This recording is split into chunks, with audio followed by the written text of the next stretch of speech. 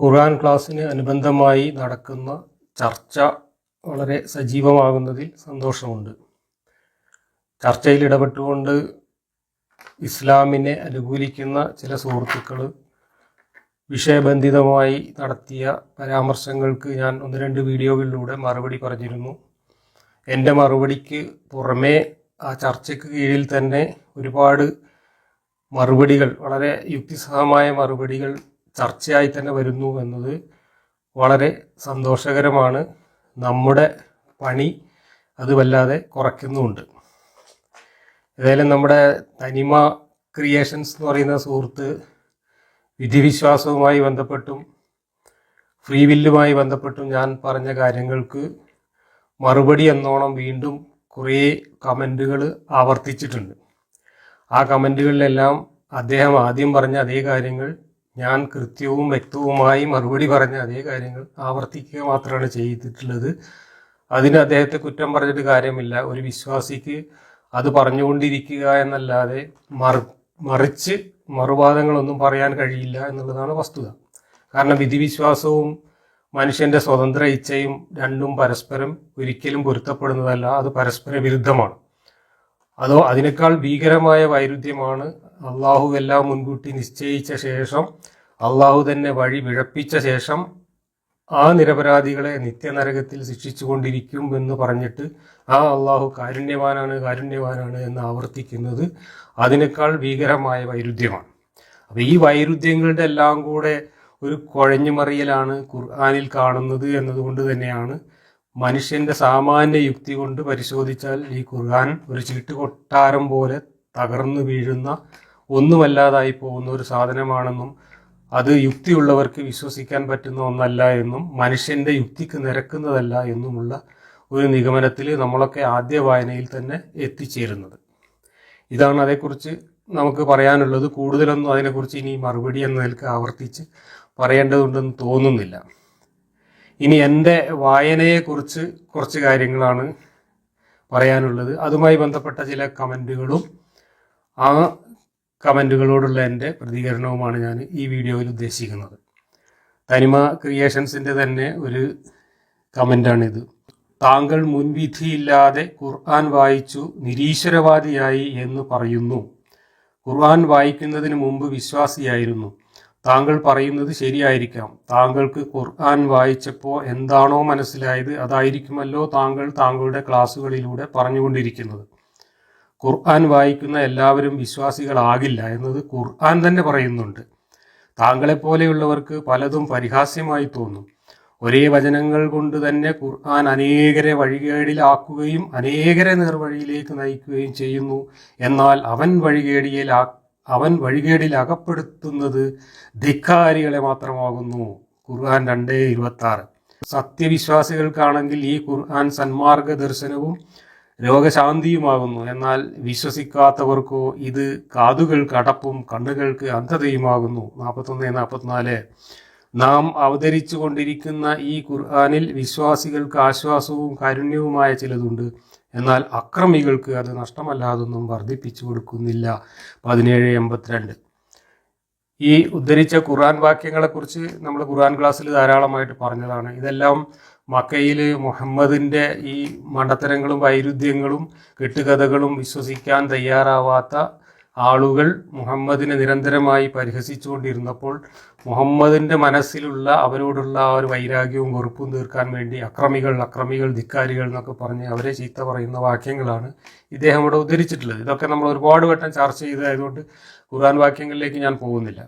പക്ഷേ ഇദ്ദേഹം ആദ്യം പറഞ്ഞ കാര്യം ഒന്ന് പരിശോധിക്കാം. താങ്കൾ മുൻവിധിയില്ലാതെ ഖുർആൻ വായിച്ച് നിരീശ്വരവാദിയായി എന്ന് പറയുന്നു.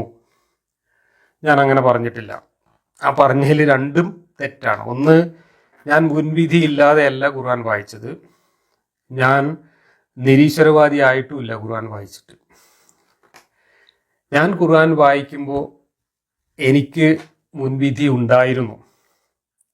ആ മുൻവിധി അന്ധമായ മുൻവിധിയല്ല, മറിച്ച് ഖുർആനിലുള്ള കാര്യങ്ങൾ എന്താണ് എന്ന് അറിയാനുള്ള വലിയൊരു ആകാംക്ഷ അവിടെ ഉണ്ടായിരുന്നു. ഒരു വിശ്വാസിയായി അന്ധമായി വിശ്വസിക്കുന്ന ഒരാളെ സംബന്ധിച്ചിടത്തോളം അങ്ങനെ ഒരു ആകാംക്ഷ കാണുന്നില്ല എന്നുള്ളത് എന്നെ അത്ഭുതപ്പെടുത്തിക്കൊണ്ടിരിക്കുന്ന ഒരു കാര്യമാണ്, പണ്ടും ഇന്നും. അങ്ങനെ ഖുർആനിൽ ദൈവം മനുഷ്യരോട് പറഞ്ഞ കാര്യങ്ങൾ എന്താണ് എന്നറിയാനുള്ള ആകാംക്ഷ ഒരു വശത്തുണ്ടായിരിക്കെ ഖുർആൻ വായിക്കുമ്പോൾ എൻ്റെ മനസ്സിൽ ഒരു ദൈവമുണ്ടായിരുന്നു. ആ ദൈവം കുറച്ച് വലിയ ദൈവമായിരുന്നു. അതാണ് എൻ്റെ മുൻവിധി എന്ന് ഞാൻ പറഞ്ഞത്.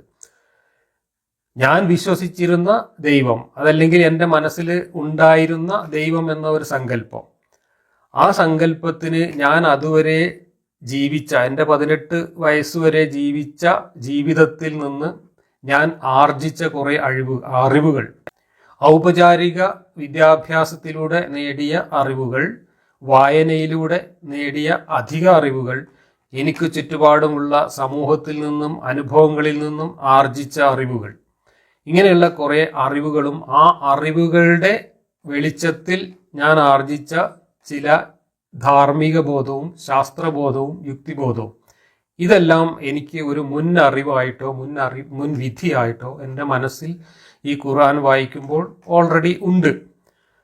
ആ മുൻവിധികളും ഒപ്പം ഖുർആനിലെ ദൈവത്തിൻ്റെ വചനങ്ങളുടെ ആശയങ്ങൾ, ഉള്ളടക്കങ്ങൾ അറിയാനുള്ള ആകാംക്ഷയും, ഇതെല്ലാം കൂടെ ചേർന്ന ഒരു വലിയ മുൻധാരണയോടുകൂടിയാണ് ഞാൻ ഖുർആൻ വായിക്കുന്നത്.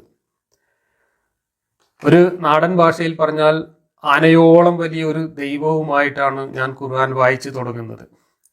എന്നാൽ ഖുർആൻ വായിച്ചപ്പോൾ ആനയോളം വലിപ്പമുണ്ടായിരുന്ന എൻ്റെ ദൈവം കുഴിയാനത്തലയോളം ചെറുതായി വരുന്ന വളരെ വിചിത്രമായിട്ടുള്ള ഒരു അനുഭവമാണ് എനിക്കുണ്ടായത്. ഒരു ദൈവത്തെക്കുറിച്ച് എൻ്റെ മനസ്സിലുണ്ടായിരുന്ന എല്ലാ സങ്കല്പങ്ങളും തകർത്തെറിയുകയാണ് ഖുർആൻ ചെയ്തത്. ഒരു ദൈവത്തിൽ നിന്നൊരിക്കലും പ്രതീക്ഷിക്കാൻ പാടില്ലാത്ത നിരവധി വിഡ്ഢിത്തങ്ങളും അന്ധവിശ്വാസങ്ങളും യുക്തിരഹിതമായിട്ടുള്ള വിരോധാഭാസങ്ങളും കെട്ടുകഥകളും ഒക്കെയാണ് ഖുർആനിൽ ഞാൻ കണ്ടത്. അതുമാത്രമല്ല, എനിക്ക് എൻ്റെ ഈ 18 വയസ്സ് വരെയുള്ള ജീവിതത്തിൽ നിന്നും വിദ്യാഭ്യാസത്തിൽ നിന്നും എൻ്റെ ചുറ്റുപാടുകളിൽ നിന്നും ഒക്കെ ഞാൻ ആർജിച്ച ഒരു ധാർമ്മിക ബോധമുണ്ട്. ആ ധാർമ്മിക ബോധമനുസരിച്ച് മനുഷ്യനെക്കുറിച്ച്, സമൂഹത്തെക്കുറിച്ച്, മനുഷ്യർ തമ്മിലുള്ള ബന്ധങ്ങളെക്കുറിച്ചൊക്കെയുള്ള ഒരു പ്രാഥമികമായിട്ടുള്ള ധാർമ്മിക ധാരണകൾ അന്ന് എനിക്കുണ്ട്. ആ ധാരണകൾ എനിക്ക് വരുന്നത് ഞാൻ പറഞ്ഞു വായനയിലൂടെ, വിദ്യാഭ്യാസത്തിലൂടെ, മറ്റു ചുറ്റുപാടുകളിലൂടെയൊക്കെയാണ്. ഗാന്ധിജിയെക്കുറിച്ചും നാരായണ ഗുരുവിനെക്കുറിച്ചും അവരുടെയൊക്കെ ആദർശങ്ങളെക്കുറിച്ചും മതനിരപേക്ഷമായ ധാർമ്മിക മൂല്യങ്ങളെക്കുറിച്ചും ജനാധിപത്യ ബോധത്തെക്കുറിച്ചും ഒക്കെയുള്ള ഒരു വളരെ പ്രാഥമികമായിട്ടുള്ള ചില ധാരണകൾ അന്ന് എനിക്കുണ്ട്. ആ ധാരണകൾ വെച്ചുകൊണ്ട് തന്നെ മനുഷ്യനോട് ചെയ്തിട്ടുള്ള ചരിത്രത്തിലെ ഏറ്റവും വലിയ തിന്മയായിട്ട് ഞാൻ മനസ്സിലാക്കിയിരുന്നത് മനുഷ്യരെ അടിമകളാക്കിയിരുന്നു എന്നുള്ള ആ പഴയ ചരിത്രമൊക്കെയാണ്. മനുഷ്യനെ അടിമകളാക്കി വിൽക്കുകയും വാങ്ങുകയും ചെയ്യുകയും ആ അടിമകളെ കൊണ്ട് കന്നുകാലികളെ പോലെ മനുഷ്യൻ പണിയെടുപ്പിക്കുകയും ഒക്കെ ചെയ്തിരുന്ന, ആ അടിമകളെ ലൈംഗികമായി ചൂഷണം ചെയ്തിരുന്ന ഒരു കാലഘട്ടം നമുക്ക് മുമ്പ് കഴിഞ്ഞു പോയിട്ടുണ്ട് എന്നതിനെ കുറിച്ചൊക്കെയുള്ള ഒരു പ്രാഥമികമായ ധാരണ എനിക്കുണ്ടായിരുന്നു. അതനുസരിച്ച് അതൊക്കെ വലിയ തിന്മയാണ് എന്ന ഒരു ബോധവും ഒരു ധാർമ്മിക ബോധവും എനിക്കുണ്ടായിരുന്നു.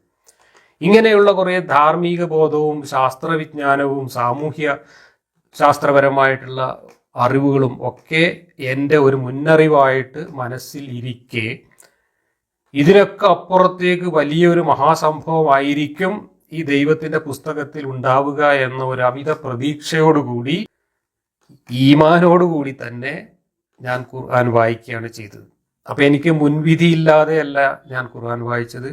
മുൻവിധികൾ ഉണ്ടായിരുന്നു, മുൻ ധാരണകൾ ഉണ്ടായിരുന്നു, മുൻ അറിവുകൾ ഉണ്ടായിരുന്നു. അതെല്ലാം ഖുർആനിന് പുറത്തു നിന്ന് ഞാൻ ആർജിച്ച അറിവുകളും ധാരണകളുമായിരുന്നു.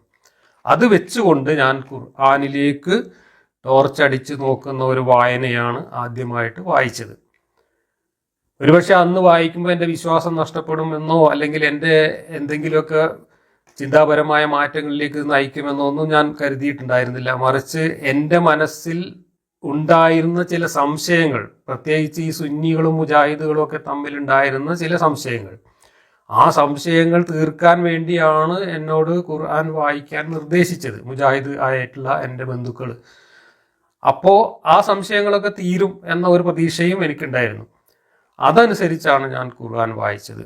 അപ്പോൾ എൻ്റെ മുൻവിധിയില്ലാത്ത വായനയല്ല, അതല്ലെങ്കിൽ മുൻവിധിയോടുകൂടിയുള്ള വായനയല്ല, ഇത് രണ്ടിൻ്റെയും ഇടക്കുള്ള മുൻധാരണയോടുകൂടിയും മുന്നറിവോടുകൂടിയും വലിയ പ്രതീക്ഷയോടുകൂടിയുമാണ് ഞാൻ ഖുർആൻ വായിച്ചത്. അങ്ങനെ വായിച്ച് നിരീശ്വരവാദിയായി എന്ന് പറയുന്നു എന്നാണ് ഇദ്ദേഹം എഴുതിയിട്ടുള്ളത്. ഞാൻ എവിടെയും പറഞ്ഞിട്ടില്ല ഖുർആൻ വായിച്ച് ഞാൻ നിരീശ്വരവാദിയായി എന്ന്. ഖുർആൻ വായിച്ചപ്പോൾ ഖുർആനിലുള്ള വിശ്വാസം, ഇസ്ലാമിലുള്ള വിശ്വാസമാണ് എനിക്ക് നഷ്ടപ്പെട്ടത്. ദൈവവിശ്വാസം ഒന്നും നഷ്ടപ്പെട്ടിട്ടില്ല. ഞാൻ നിരീശ്വരവാദി ആയിട്ടുമില്ല.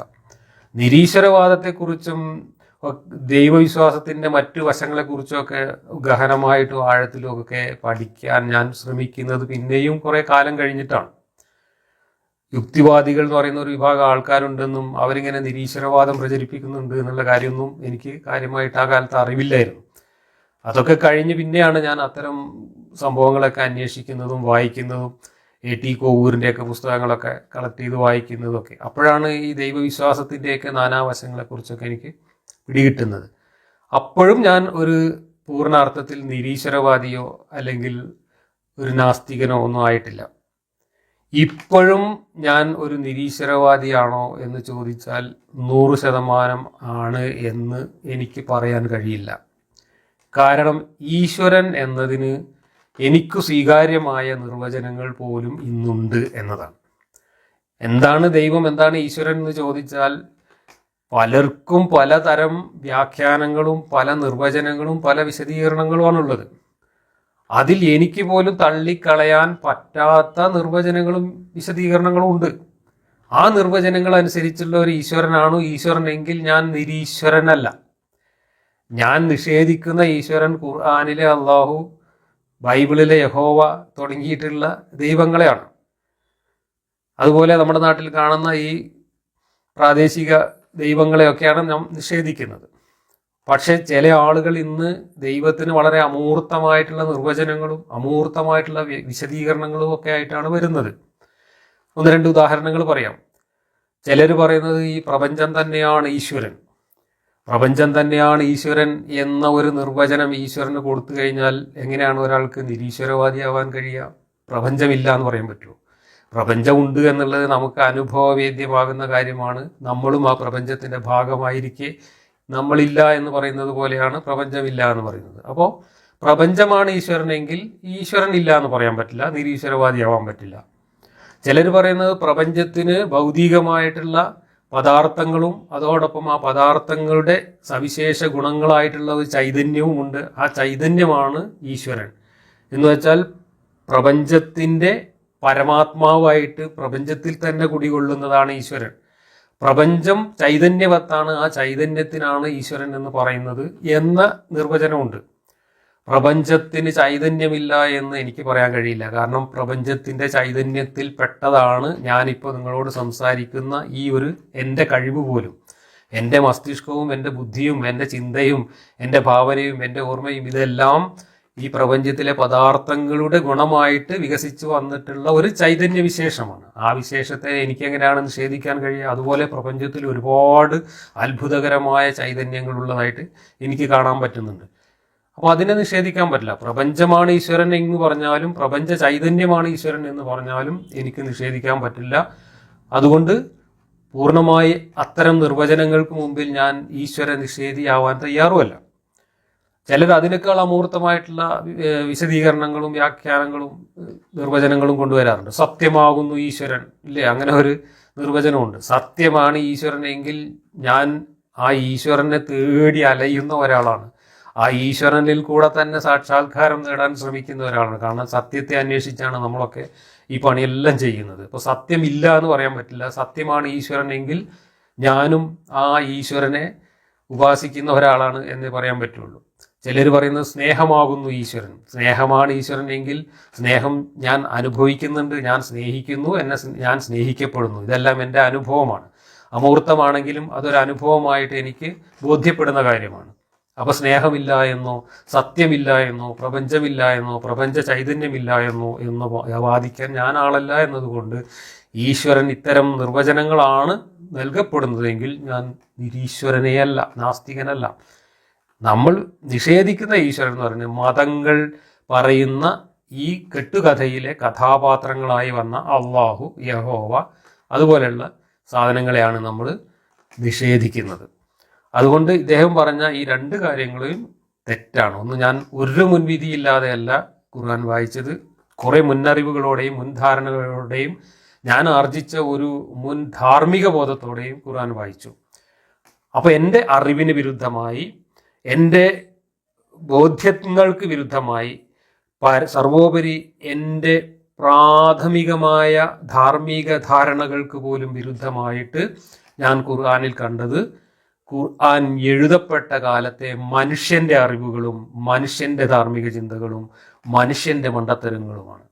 അതോടുകൂടിയാണ് ഇത് ദൈവത്തിൽ നിന്ന് വന്ന ഒരു ഗ്രന്ഥമല്ല, അതല്ലെങ്കിൽ ദൈവത്തിൽ നിന്ന് വന്ന വെളിപാടല്ല എന്ന് എനിക്ക് ബോധ്യമായത്. ആ ബോധ്യമാണ് ഖുർആൻ വായനയിലൂടെ എനിക്കുണ്ടായത്.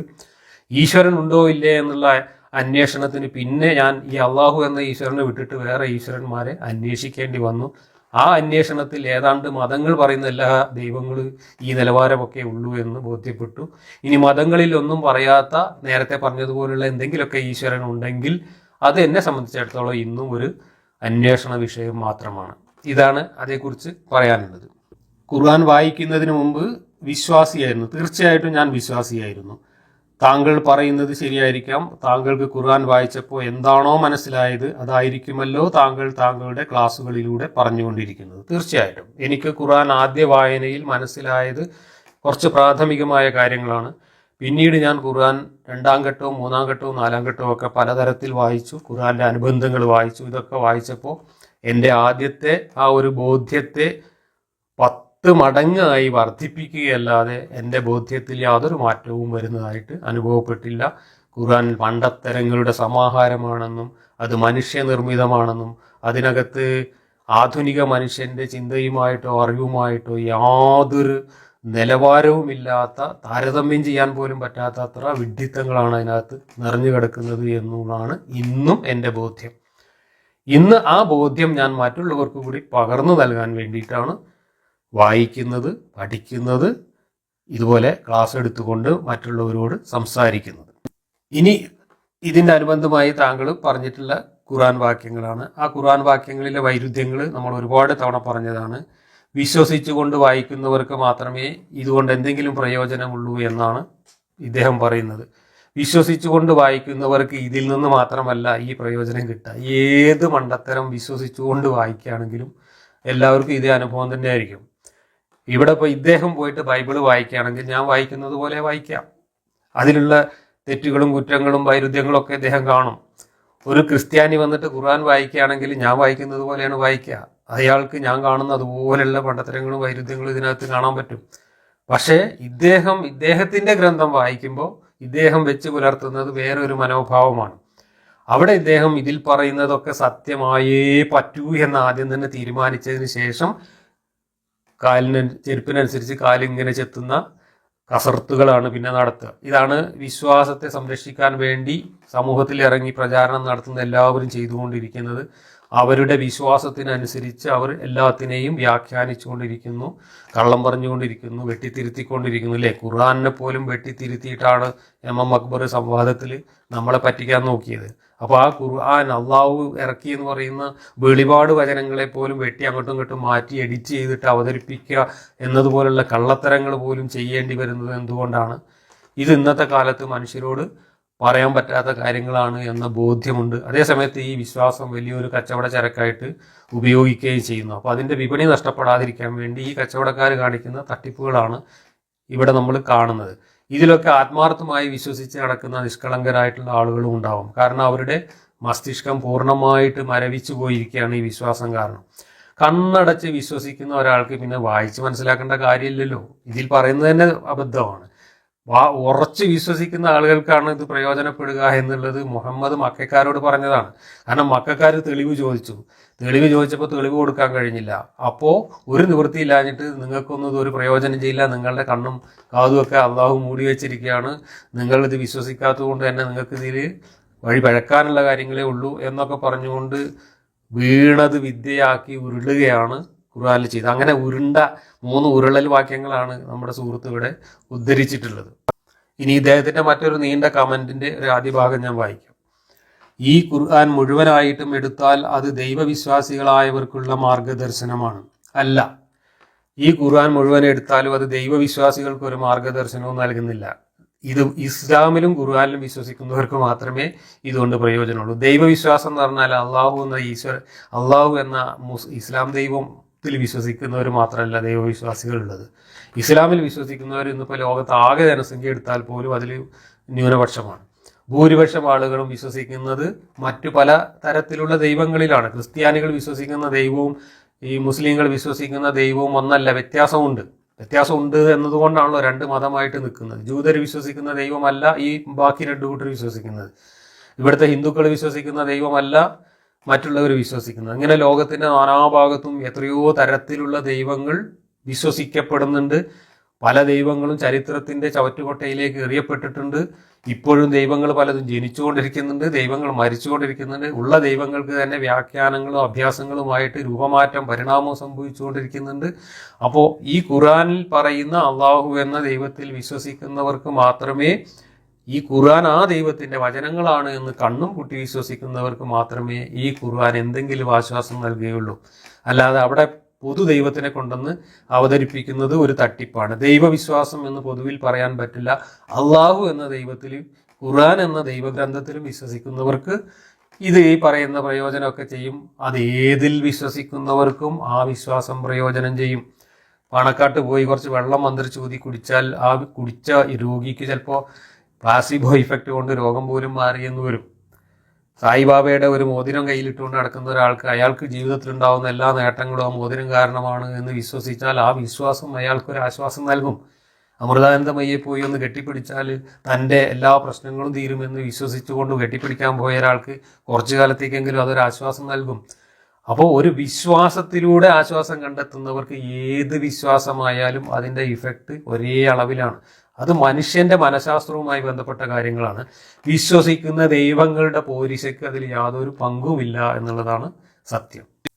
ഖുർആൻ അവരുടെ ഐഹികവും പാരത്രികവുമായ ജീവിത വിജയത്തിന് വഴികാട്ടിയാണ്. ഒരു ജീവിത വിജയത്തിനും വഴികാട്ടിയല്ല, ജീവിതം കൊഞ്ഞാട്ടയാക്കുന്നതിനുള്ള വഴികാട്ടിയാണ് ഖുർആൻ എന്നതിൻ്റെ തെളിവുകളാണ് നമുക്ക് ചുറ്റും കണ്ടുകൊണ്ടിരിക്കുന്നത്. ഈ ഖുർആനിൽ വിശ്വസിക്കുന്ന മനുഷ്യർ ലോകത്ത് അനുഭവിക്കുന്ന സംഘർഷങ്ങളും അവർ കാട്ടിക്കൂട്ടുന്ന കോപ്രായങ്ങളും അവരുടെ ജീവിതത്തിൽ തന്നെ അവർ അനുഭവിക്കുന്ന പ്രയാസങ്ങളും ഒക്കെ നമ്മൾ നേരിട്ട് കാണുന്നുണ്ട്. ഇതിൽ നിന്ന് മോചനം നേടി സ്വതന്ത്രരായി മാറുന്ന മനുഷ്യർ അനുഭവിക്കുന്ന സന്തോഷവും സമാധാനവും ആശ്വാസവും എന്താണ് എന്ന് ഈ പൊട്ടക്കിണറ്റിൽ ഇരിക്കുന്നവർക്ക് തിരിച്ചറിയാൻ കഴിയുന്നില്ല എന്നുള്ളത് കൊണ്ടാണ് അവരതുതന്നെയാണ് ലോകം എന്ന് പറഞ്ഞുകൊണ്ടിരിക്കുന്നത്. അതുതന്നെയാണ് ഇദ്ദേഹം ഇവിടെ പറഞ്ഞിട്ടുള്ളത്. ദൈവം എന്ന ഒരു ശക്തി ഉണ്ടെന്ന് വിശ്വസിക്കുന്ന, ജീവിതത്തിൽ സൂക്ഷ്മത പുലർത്തുന്ന, അദൃശ്യ ലോകത്തിൽ വിശ്വസിക്കുന്ന എല്ലാ വിശ്വാസികൾക്കും ഇത് വഴികാട്ടിയാണ്. ഒരിക്കലുമല്ല ഇത് ദൈവമുണ്ട് എന്ന് വിശ്വസിച്ചത് കൊണ്ടോ വേറെന്തെങ്കിലും അദൃശ്യ ശക്തി ഉണ്ട് എന്ന് വിശ്വസിച്ചത് കൊണ്ടോ ഇതാർക്കും ഒരു വഴികാട്ടിയാവുന്നില്ല. പലപ്പോഴും ഇത് നേർവഴിയിൽ നിന്ന് മനുഷ്യനെ വഴി തെറ്റിക്കാൻ ഉപകരിക്കുന്ന ഒരുപാട് കാര്യങ്ങൾ ഇതിലുണ്ട്. കാരണം ഇഹലോക ജീവിതം തന്നെ ദൈവം മനുഷ്യരെ ചതിക്കാൻ വേണ്ടി ഒരുക്കി വെച്ച വിഭവങ്ങളാണ്. മതാവുൻ ഉറൂറുൻ എന്നാണ് ഖുർആനിൽ പറഞ്ഞിട്ടുള്ളത്. ഈ ഐഹിക ജീവിതം മതാവുൻ ഉറൂറുൻ ആണ് എന്നാണ് പറഞ്ഞിട്ടുള്ളത്. അപ്പോൾ ഈ ജീവിതത്തിൽ നിന്ന് തന്നെ മനുഷ്യനെ അകറ്റിയിട്ട് മരണാനന്തരം അതിൻ്റെ അപ്പുറം സ്വർഗം ഹൂറി എന്നൊക്കെ പറഞ്ഞ് മനുഷ്യരെ ജീവിതത്തിൽ നിന്ന് വഴിതെറ്റിക്കൊണ്ടുപോവുകയും മനുഷ്യനോട് ദൈവം കൽപ്പിച്ചത് എന്ന് ഈ ഖുർആനിൽ പറയുന്ന അസംബന്ധങ്ങൾ പ്രവർത്തിക്കാൻ മനുഷ്യരെ പ്രേരിപ്പിക്കുകയുമാണ് ചെയ്യുന്നത്. അതാണ് മൗദൂദിയൊക്കെ അദ്ദേഹത്തിൻ്റെ ദർശനം ആമുഖമായി തന്നെ അവതരിപ്പിച്ചപ്പോൾ പറഞ്ഞൊരു കാര്യം. ഇന്ന് മൗദൂദിയൊക്കെ ജീവിക്കുന്ന ആ ഒരു കാലത്ത് മനുഷ്യാവകാശങ്ങൾ, പിന്നെ ബഹുസ്വരത, ജനാധിപത്യം, മതനിരപേക്ഷത, ലിംഗനീതി തുടങ്ങിയിട്ടുള്ള ആശയങ്ങളൊക്കെ ലോകത്ത് ഇങ്ങനെ കൂടുതൽ സ്വീകാര്യമായി വരുന്ന ഒരു സാഹചര്യമുണ്ട്. ആ സാഹചര്യങ്ങളൊക്കെ കണ്ട് ബേജാറായിട്ട് ഇങ്ങനെ ഒരു ലോകം വന്നു കഴിഞ്ഞാൽ ഇസ്ലാമിന് പ്രസക്തി ഇല്ലാതാവുമല്ലോ എന്ന ബേജാറിൽ നിന്നാണ് മൗദൂദിയുടെ ദർശനമൊക്കെ ഉണ്ടാവുന്നത്. മൗദൂദി അതൊക്കെ ഇങ്ങോട്ട് പറഞ്ഞിട്ട് ജനാധിപത്യം മനുഷ്യനിർമ്മിതമാണ്, അതുകൊണ്ടത് തെമ്മാടിത്തമാണ്, മതേതരത്വം മനുഷ്യനിർമ്മിതമാണ്, അതുകൊണ്ടത് തോന്നിവാസമാണ് എന്ന് തുടങ്ങിയിട്ടുള്ള വാദങ്ങളാണ് ഉന്നയിച്ചത്.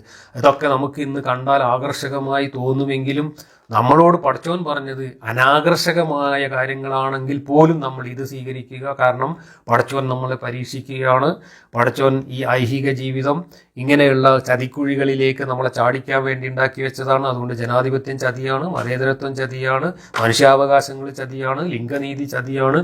അതിലേക്കൊന്നും കുടുങ്ങണ്ട. അല്ലാഹു ഖുർആനിൽ എന്താണോ പറഞ്ഞിരിക്കുന്നത് അത് നമുക്ക് മോശമാണെന്ന് തോന്നിയാൽ പോലും അതാണ് നമ്മൾ സ്വീകരിക്കേണ്ടത് എന്നൊക്കെ പറഞ്ഞുകൊണ്ട് ഈ ഖുർആനിലുള്ള സകല മനുഷ്യവിരുദ്ധമായിട്ടുള്ള കാര്യങ്ങളെയും നീതിവിരുദ്ധമായിട്ടുള്ള കാര്യങ്ങളെയും ന്യായീകരിക്കുന്ന ഒരു ദർശനമാക്കിയിട്ടാണ് ഈ മൗദൂദി ഇസ്ലാമിനെ കൊണ്ടുവന്നത്.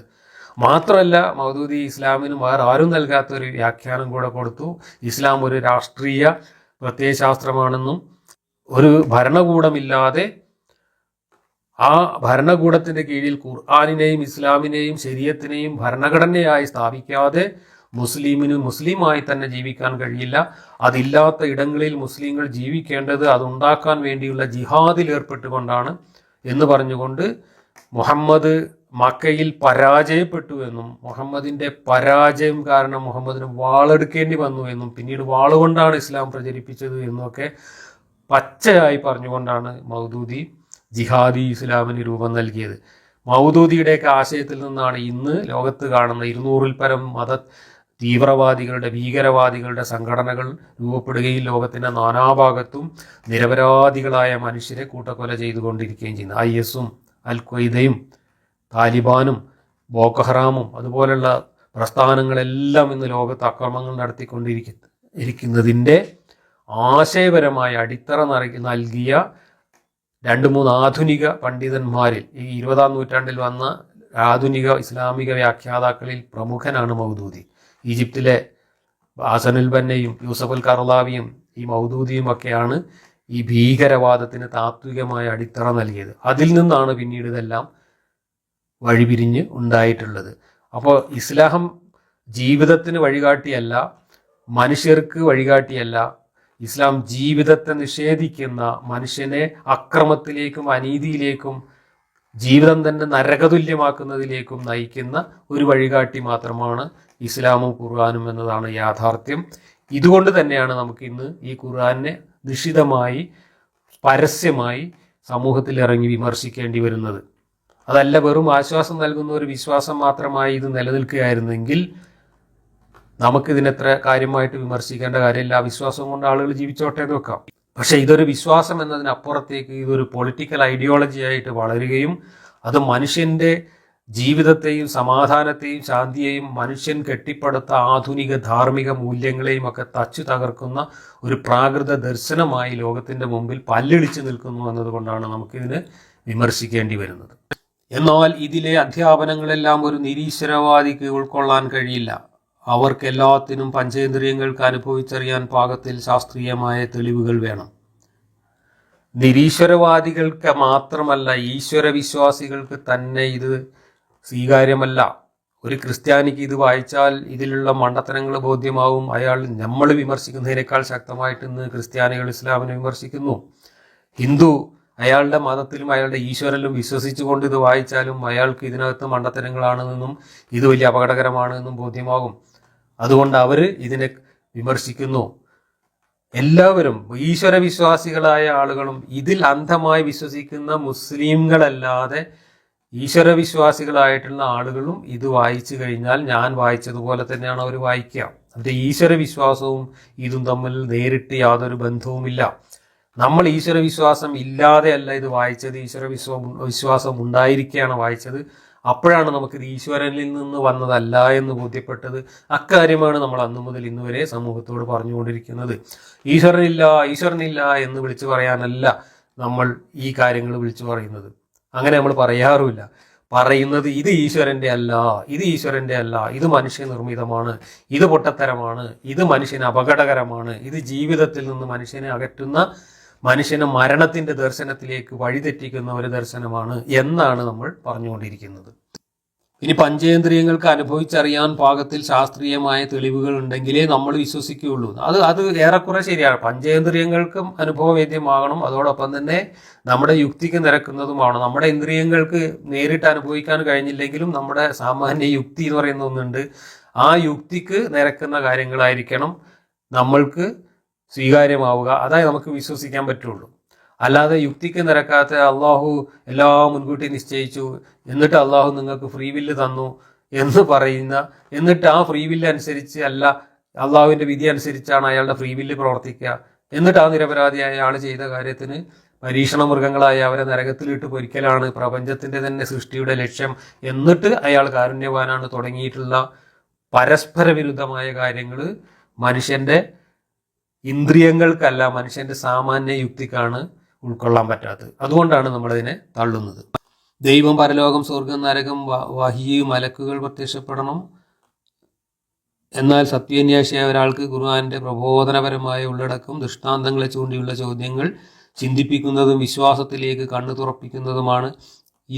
അത് ഇന്നും അനേകരെ വിശ്വാസികളായി മാറ്റുന്നുണ്ട്. കുട്ടിക്കാലത്ത് കാര്യങ്ങളൊന്നും തിരിയാത്ത പ്രായത്തിൽ വീട്ടുകാരുടെ നിർബന്ധത്തിന് വഴങ്ങി ആരാധനാനുഷ്ഠാനങ്ങൾ ചെയ്തുകൊണ്ടൊന്നും വിശ്വാസ കാര്യങ്ങളിൽ ഉള്ളിലോട്ട് കടന്നുകൊള്ളണമെന്നില്ല.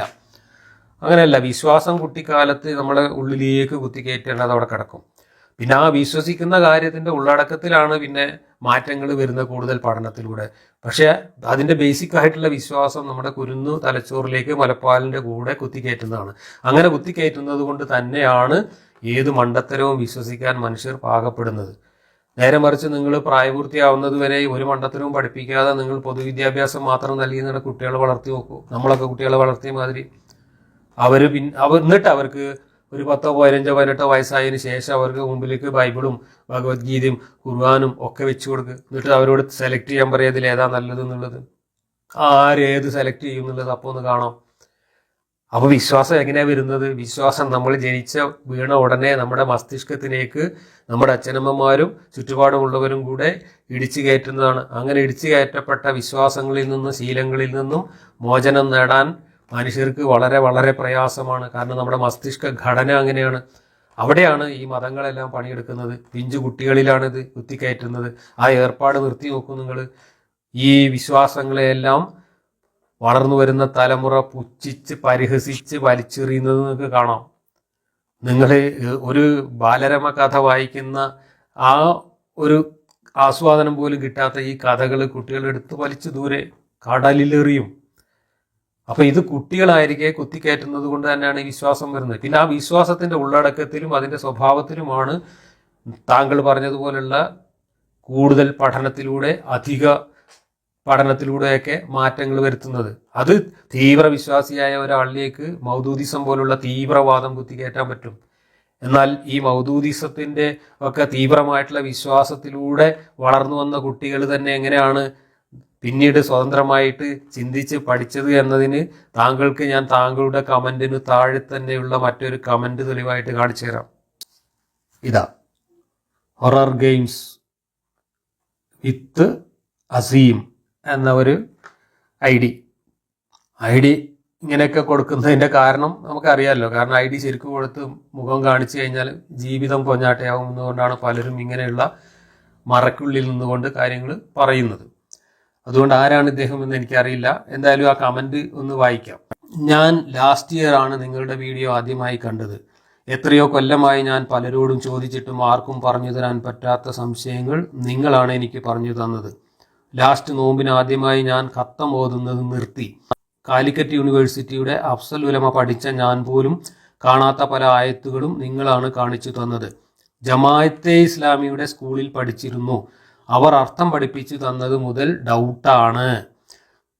സൂറത്തുൽ ബഖറയിൽ പറയുന്നുണ്ട്, മുസ്ലിങ്ങൾ, ജൂതന്മാർ, ക്രിസ്ത്യാനികൾ, സാബിയങ്ങൾ ആരായാലും കുഴപ്പമില്ല, അള്ളാഹുവിലും അന്ത്യദിനത്തിലും വിശ്വസിക്കുകയും സൽക്കർമ്മങ്ങൾ പ്രവർത്തിക്കുകയും ചെയ്താൽ പേടിക്കേണ്ടതില്ല എന്ന്. വേറൊരു ആയത്തിൽ പറഞ്ഞത് ഇന്ന ദീന ഇൻദല്ലാഹി ഇസ്ലാം എന്നാണ്. ഇത് എനിക്ക് കൺഫ്യൂഷൻ ഉണ്ടാക്കിയിരുന്നു. അതൊക്കെ ക്ലിയർ ചെയ്തു തന്നത് നിങ്ങളാണ്. നിങ്ങൾ പറയുന്ന ഓരോ ആയത്തും ഞാൻ വിശ്വാസം വരാതെ ആയത്ത് നമ്പർ എടുത്ത് ഗൂഗിൾ ട്രാൻസ്ലേഷനിലേക്ക് ഓടും. പല ആയത്തുകളും കണ്ട് ഞെട്ടിപ്പോയി. ഖുർആന്റെ അർത്ഥം കുറച്ചെങ്കിലും പഠിച്ച എൻ്റെ അവസ്ഥ ഇതാണെങ്കിൽ മറ്റുള്ളവരുടെ അവസ്ഥ എനിക്ക് ഊഹിക്കാവുന്നതേ ഉള്ളൂ. മദ്രസയിൽ നിന്നും പഠിപ്പിക്കുന്നത് ഇസ്ലാമാണ് ലോകത്ത് വെച്ച് ഏറ്റവും നല്ല മതമെന്നും മുസ്ലിങ്ങൾ മാത്രമേ സ്വർഗത്തിൽ പോവുകയുള്ളൂ എന്നുമാണ്. അത് മുസ്ലിങ്ങളുടെ മനസ്സിൽ ആഴത്തിൽ പതിഞ്ഞുപോയി. നിങ്ങൾ 8 കൊല്ലം മുമ്പേ യൂട്യൂബിൽ ഉണ്ടെങ്കിലും ലാസ്റ്റ് ഇയർ ആണ് നിങ്ങളുടെ വീഡിയോ കണ്ടത്. നിങ്ങൾ പറഞ്ഞത് ശരിയാണ്. 100 വീഡിയോസ് ഇടുമ്പോൾ അതിലെ ഏതെങ്കിലും ഒരാളുടെ തലയിൽ വെളിച്ചം വീശും. അതുപോലെ നബിയും സഹാബികളും ഹിജ്റ പോയപ്പോൾ അൻസാരികൾ വസ്ത്രങ്ങളും ഭക്ഷണവും വീടും ഷെയർ ചെയ്തു. കൂട്ടത്തിൽ ഒന്നിൽ കൂടുതൽ ഭാര്യമാർ ഉള്ളവർ ഭാര്യമാരെ വരെ കൊടുത്തു എന്ന്. അത് പഠിക്കുമ്പോൾ 14 വയസ്സേ ഉണ്ടായിരുന്നുള്ളൂ എനിക്ക്. എന്നിട്ടും എനിക്കത് വൃത്തികേടായി തോന്നി. ഇത്രയും ആത്മബന്ധമുള്ള ഭാര്യയെ എങ്ങനെ കൊടുക്കും? ഇത് ചട്ടകം ഒന്നുമല്ലല്ലോ. ബട്ട് ഇങ്ങനെയുള്ള സംശയങ്ങൾ ആരോടെങ്കിലും ചോദിക്കുമ്പോൾ എനിക്ക് ഈമാനില്ല, ഇതൊക്കെ ഇബ്ലീസ് തോന്നിപ്പിക്കുന്നതാണ് എന്നൊക്കെ പറയും. എന്നെ വല്ലാതെ ഞെട്ടിച്ച ആയത്ത് ഒന്നിൽ കൂടുതൽ ദൈവങ്ങൾ ഉണ്ടായിരുന്നെങ്കിൽ ദൈവങ്ങൾ തമ്മിൽ അടികൂടുമായിരുന്നു എന്ന ആയത്താണ്.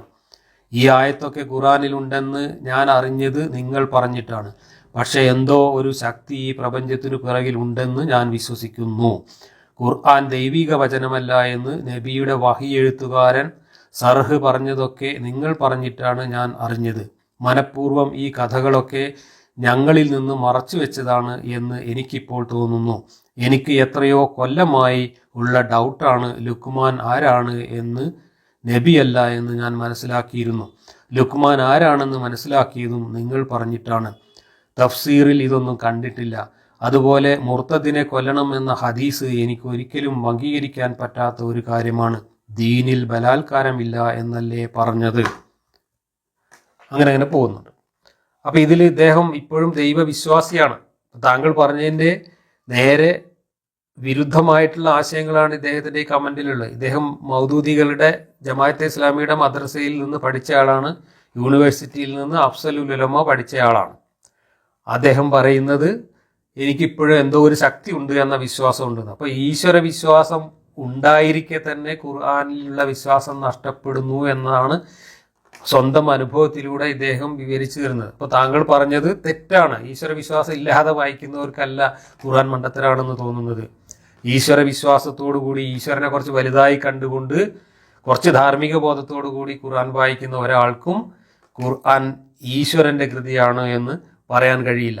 ഞാൻ ഖുർആൻ ആദ്യത്തെ വായനയിൽ വായിച്ചു കൊണ്ടിരുന്നപ്പോൾ തന്നെ എന്നെ വല്ലാതെ രോഷാകുലനാക്കിയ ഒരു കാര്യം, എന്നെ ചിരിപ്പിച്ച കാര്യം ഞാൻ കുറെ മുമ്പ് പറഞ്ഞിട്ടുണ്ട്. പക്ഷെ എന്നെ ഏറ്റവും കൂടുതൽ രോഷാകുലനാക്കിയ ഒരു കാര്യം കൂടെ പറഞ്ഞുകൊണ്ട് ഞാൻ ഈ ഒരു സംസാരം അവസാനിപ്പിക്കാം. ഖുർആനിൽ ആദ്യമായിട്ട് അടിമത്തത്തെ ന്യായീകരിക്കുന്ന ഓരോ വചനങ്ങളിലൂടെ കടന്നു പോകുമ്പോഴും എൻ്റെ മനസ്സ് വല്ലാതെ വേദനിക്കുകയും എൻ്റെ മനസ്സിൽ വലിയ രോഷം ഉണ്ടാവുകയും ചെയ്തു. ഇത് ദൈവം എഴുതിയതല്ല എന്ന് ഉറപ്പിക്കുമ്പോഴും എനിക്ക് ഖുർആനോട് അത്രയും ദേഷ്യം തോന്നിയിരുന്നില്ല. പക്ഷേ ഖുർആനിലെ ഒരു വാക്യം വായിച്ചപ്പോൾ നിങ്ങളുടെ അടിമ സ്ത്രീകൾ ഭർത്താവുള്ളവരാണെങ്കിലും നിങ്ങൾക്ക് നിങ്ങളുടെ വലങ്കൈ ഉടമപ്പെട്ട ഈ അടിമ സ്ത്രീകളുമായി ബന്ധപ്പെടാം എന്ന ഖുർആൻ വാക്യം 4:24 വായിച്ചപ്പോൾ ആത്മരോഷം കൊണ്ട് ഞാൻ വായിച്ചുകൊണ്ടിരുന്ന ഖുർആന്റെ പുസ്തകം എടുത്തിട്ട് ദൂരേക്ക് എറിഞ്ഞു. പിന്നെ കുറച്ച് സമയം കഴിഞ്ഞ് മനസ്സൊന്ന് തണുത്തിട്ട് രണ്ടാമത് എടുത്തുകൊണ്ടുവന്നിട്ട് വായിക്കുകയാണ് ചെയ്തത്. ഇത് ഒരു ദൈവം പറഞ്ഞതാണ് എന്ന് എങ്ങനെയാണ് ഈ 21-ാം നൂറ്റാണ്ടിൽ മനുഷ്യനായി കാണുന്ന ഒരു ധാർമ്മിക ബോധം ഉൾക്കൊള്ളുന്ന ഒരു കാലത്ത് മനുഷ്യർക്ക് വിശ്വസിക്കാൻ കഴിയുന്നത് എങ്ങനെയാണ്? ഒരു ദൈവത്തിന് പറയാൻ കഴിയുമോ അടിമയായ ഒരു സ്ത്രീ അവൾക്ക് ഭർത്താവ് കൂടെ ഉണ്ടെങ്കിലും അവളെ പോയിട്ട് ഭോഗിച്ചോ എന്നൊക്കെ? ഇത് പറഞ്ഞ സന്ദർഭമൊക്കെ പിന്നീട് ഹദീസുകളിലും ചരിത്രത്തിലൊക്കെ വായിക്കുമ്പോഴാണ് നമ്മൾ മുഹമ്മദ് ആരായിരുന്നു എന്ന് മനസ്സിലായി. മുഹമ്മദ് ദൈവത്തിന്റെ ദൂതനല്ല, മുഹമ്മദ് പിശാചിന്റെ ദൂതനാണ് എന്ന് ഒരു ദൈവവിശ്വാസി ഇതൊക്കെ വായിക്കുമ്പോൾ വിശ്വസിച്ച് പോയാൽ അയാളെ കുറ്റം പറയാൻ പറ്റില്ല. ദൈവവും പിശാചും സ്വർഗവും നരകം പോലുള്ള ഗൈബുകൾ, അദൃശ്യ കാര്യങ്ങളിൽ വിശ്വസിക്കുന്നവർ പോലും ഈ ഖുർആനും ഹദീസും പ്രവാചകനായ മുഹമ്മദിന്റെ ചരിത്രവും ഒക്കെ വായിച്ചാൽ മുഹമ്മദിന് വഹി കിട്ടിയിരുന്നത് ദൈവത്തിൽ നിന്നല്ല പിശാചിൽ നിന്നാണ് എന്ന് വിശ്വസിച്ചു പോകും. നമുക്ക് തൽക്കാലം അങ്ങനത്തെ ഗൈബൊന്നും ഇല്ലാത്തത് കൊണ്ട് നമ്മൾ അങ്ങനെ വിശ്വസിക്കുന്നില്ല. പക്ഷേ പിശാചിലും ദൈവത്തിലും വിശ്വസിക്കുന്ന ഒരാള് ഖുർആൻ വായിച്ചു കഴിഞ്ഞാൽ മുഹമ്മദിന്റെ വെളിപാടുകൾ ദൈവത്തിൽ നിന്നാവാനുള്ള സാധ്യതയേക്കാൾ അത് പിശാചിൽ നിന്നാവാനുള്ള സാധ്യതയാണ് കാണുക എന്നുകൂടി ഇതിനനുബന്ധമായിട്ട് പറയാം. എന്തായാലും ഈ സംസാരം ഞാൻ തൽക്കാലം നിർത്തുകയാണ്. ഈ പറഞ്ഞതിൻ്റെ തുടർച്ചയായിട്ട് അടുത്ത വീഡിയോയിൽ എങ്ങനെയാണ് ഈ പിശാചിൻ്റെ വചനങ്ങളാണ് ഖുർആൻ എന്ന നിഗമനത്തിൽ ദൈവത്തിലും പിശാചിലും വിശ്വസിക്കുന്ന, ഗൈബിൽ വിശ്വസിക്കുന്ന ഒരാൾ എത്തിച്ചേരുക എന്നതിൻ്റെ മറ്റൊരു വിശദീകരണമായിട്ട് ഞാൻ കുറച്ച് കാര്യങ്ങൾ കൂടി പറയാം.